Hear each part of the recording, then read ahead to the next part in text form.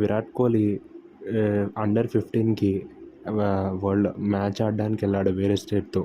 And Virat Kohli ఆడాడు కూడా.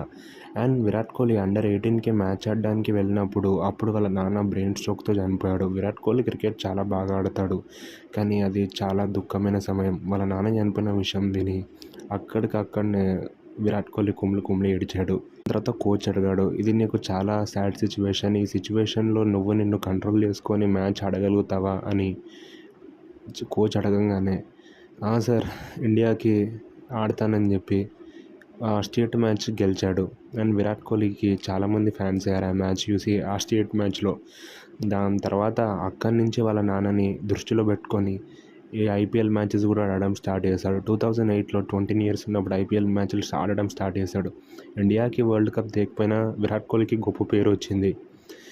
And Virat Kohli English కూడా బాగుంటుంది.